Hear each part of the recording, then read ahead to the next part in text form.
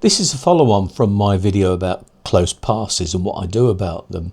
And this one is a short tutorial on how to report close passes. I've had many comments from people asking what the process is. So this is a very short tutorial on how to do it, and it's short because it is actually an easy process.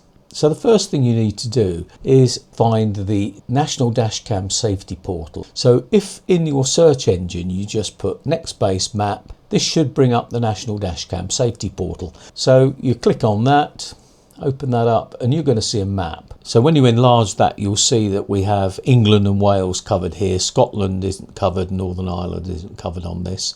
And then what we'll do in this case is select Lincolnshire Police up there on the right. And that's going to take us to the next base dashcam submission form. This form is quite straightforward. You're just filling in your personal information, how you want to be contacted. I always ask for email because then I've got a written record.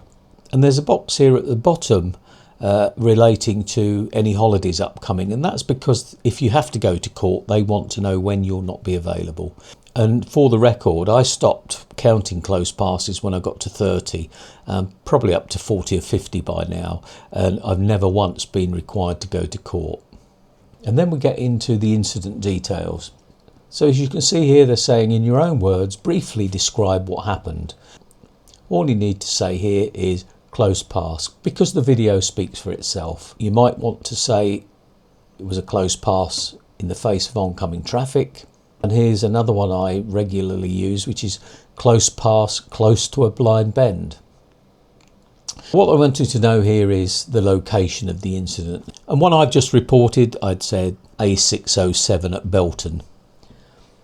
They're then wanting to know where exactly were you when the incident happened, and that's a little bit more tricky for us cyclists because we could be in the middle of nowhere with no reference point. So what I would do is just have a look around me when the incident occurred and see if there's anything nearby. Is there a farm nearby or a business nearby? I've even had one where I noticed there were pylons going over the road, so I was able to look on satellite view, just see those pylons, and then I could say exactly where I was. And you can use, for example, a what 3 words location. Where were you travelling towards? Well, you know, it doesn't have to be your destination. It's just going to be the next village or town or whatever. Date of the incident and the day of the incident, and also the time of the incident. Now, what I would say in terms of time is you don't have to be bang on accurate because not everybody is. We're riding along, we have a close pass. If we look at the time, we may not remember exactly when it was, but we know it was roughly 10 o'clock in the morning or whatever. So you will have a chance to actually comment on that later. So for now, I would put 1000 if that was the case. And then we have the requirement to give the offending vehicle registration. That's easy enough. Hopefully it's clear enough on your camera. And the offending vehicle colour. You don't need to remember that on the day, and you'll see why. And then they want to know the vehicle make and the model. Well, you know, you can pretty much get the make from the badge on the car, but you might not get the vehicle type, and you might not know the vehicle type, especially if you're using a rear-facing camera. And it says here, leave blank if not known. I've never had a problem with not putting that in. And then very simply, once you've done that, as you get to the end of this form, they just ask you to upload the video. And that's quite straightforward. There is a restriction on size here, so try not to make your video too long. They do like to see a minute before and a minute after. And if you can do that, fine. Personally, I only leave about 20 seconds either side, and I've never had a problem. In fact, I was once told off for putting too much in, and the reason is the video clearly shows the vehicle approaching and it's disappeared. Obviously what they're looking for is, has there been any sort of altercation beforehand? But what you also need to remember before you send this form in is if you were doing anything crazy, then there is the chance that they could prosecute you as well using your own evidence. And that's as easy as that for the form from Lincolnshire and many of the other forces. And what you will need to do is obviously provide that information in terms of the car make. And to do that, if you do a search for check car tax, the first thing that comes up is check if a vehicle is taxed, which is the government website. And it really is just a case of going into that form, start now, pop in the registration, and this one I'm popping in is just a random registration. I'm not saying they're an offender. You can see here it's saying that that relates to a Nissan and the colour is silver. That's all you need to know. Now obviously if you've had a job reading a number plate and it comes back saying that that car was an Audi and it was pink, then you'll know you've got the wrong car and you need to search again. But now we'll move on to the other type of form. There are really two main types of reporting process here. And for this one, we're going to look at Leicestershire Police. Now, Lincolnshire Police are very, very good. Leicestershire are even better because their communication is exceptional. But their form is slightly more convoluted. So the first thing that's going to happen when we click on that is we come up with a map. And it says there, use the search box below to find an address or location, then drag the pin on the map to mark the exact place on the road where the incident happened, or as close as you can get. And what you have to do is keep pressing in that circle until you get this little bubble appear. And you can move that bubble to the part of the road closest to where it happened. And we're clicking yes. Then they're asking, did one vehicle collide with something or someone? Well, no. In this case, it wasn't a collision. And now you see the list here of things you can report. If you watch the original video on close passes, I explained that the majority of reports come from drivers, not from cyclists. So if somebody passes you, giving you the finger or aggressively blowing the horn and that sort of thing, and you catch that in your recording, then you can report it. Also, parking problems. So if somebody's blocking a cycleway with a vehicle, you could report that. I don't do that, but the one I'm interested in is the top one, which is a possible driving offence, careless driving, using a mobile and so on. Now they're asking, is it less than 7 days or more than 7 days ago? Now that's because this process has to be completed within 14 days. The police need 7 days to do their bit, so we have to report within 7 days. And if you say down here that it happened more than 7 days ago, it will actually kick you out, and that's the end of the process. Do you have any evidence? Well, yes, we've got video, so tick that. They're going to want to know the date and time of the incident, details of the other person or people involved, the registration and make of their vehicle, contact details, and any witnesses, which I'll come to in a moment, and footage or photos of the offence taking place. Now, of course, you can't find details of the other person unless you knew them. It's unlikely. I've never known whoever was in the car. So that doesn't go in. Obviously, the police are going to find that information from the registered owner of the car. Now, independent witnesses is an interesting one. If you were riding in a peloton of 12 riders when the incident happened, you'd think maybe you've got 11 witnesses, but you haven't, because the witness cannot be a driver or rider involved in the incident. There can't be a passenger involved in the incident unless they were in a taxi, and they can't be known to the drivers or riders involved in the incident, such as a family member or friend. What they're looking for is an independent person. So for example, if a driver coming in the other direction was forced off the road and they stopped, you could use them as a witness. But again, I've never had a witness and never had a problem. So they're saying here you've got to include 1 minute before and 1 minute after the incident in any video footage.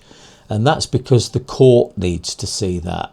Now, I've already said I don't put a minute in before and a minute after, but if the police came back to me and said, right, this is now going to court, we do need a minute before and a minute after, I have kept the original footage, so I can easily do that. And it does say here that an original and a copy of the video must be in your possession. And they also say it mustn't be edited or manipulated in any way. Now, I obviously edit it down for length, but I don't change anything. I don't change the lighting. I don't crop it in any way. It's just as it is. And you mustn't have shared it on the internet, including social media. And this is a big problem, because in this age of social media and people wanting to get hits and all the rest of it, the first thing they want to do is rage about this on social media and show the registration plate of the car and so on. Fine, you can do that, but wait until the case is concluded. The police will tell you when the case is concluded and you can get rid of the evidence. So wait for that, put it on social media then. And if you look at the likes of Cycling Mikey, I think a lot of his are sometimes a year old because it's taken that long for a case to go through the courts. And then finally, you're ticking a box here to state that you will be telling the truth. So you click next. And now only then do we start to get into our details. So we're putting our information in. I am blurring the details out because I'm adding my personal details here because this was a live report. So we submit that form. They want to know what was my role in the incident. And as you can see here, there's nothing here that says cyclist. So click other. And when you click other, you can then type in cyclist. Submit that.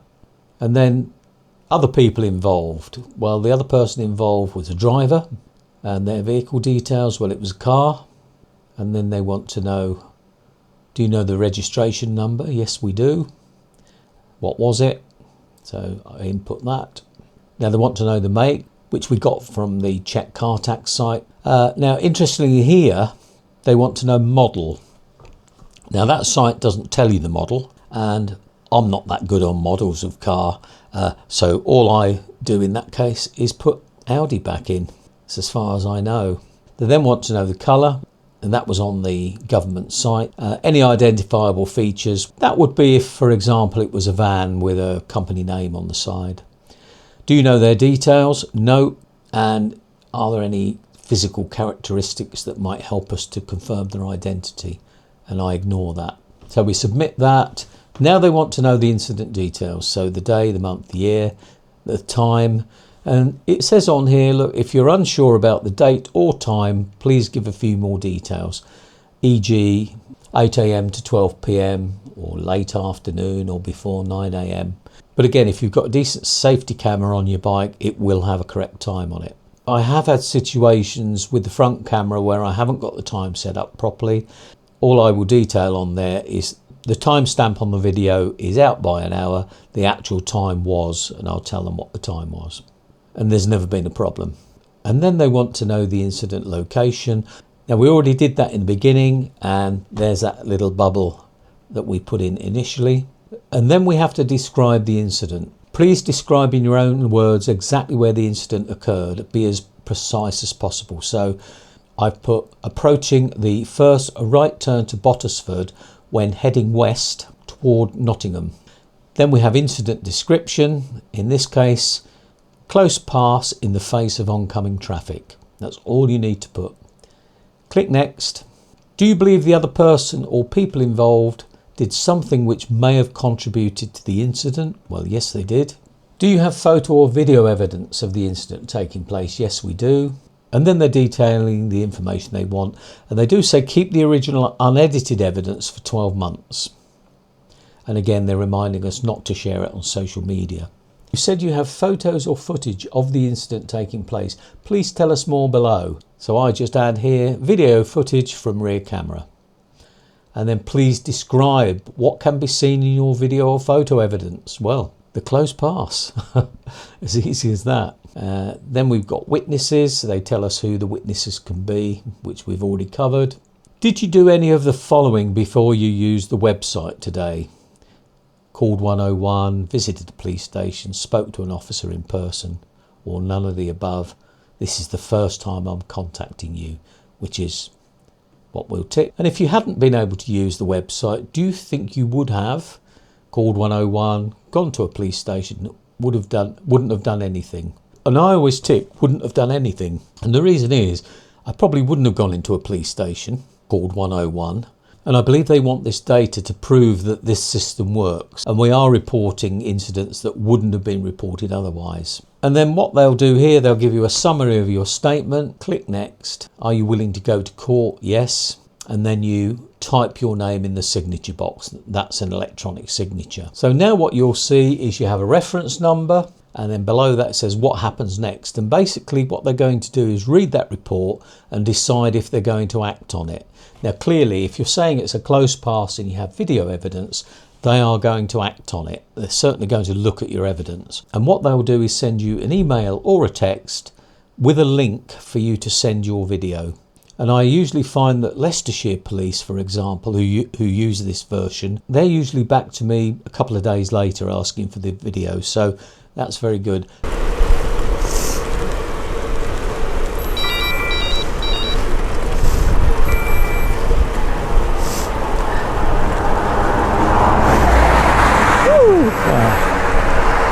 Well, that was way too close.